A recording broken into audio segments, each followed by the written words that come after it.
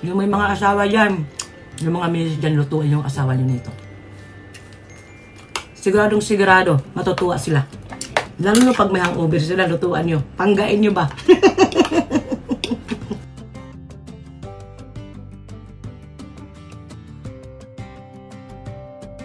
Ngayon naman, magluluto tayo ng tinulang isda. Ang tinulang isda po ito ito po yung madalas talaga kinakain ng Bisaya.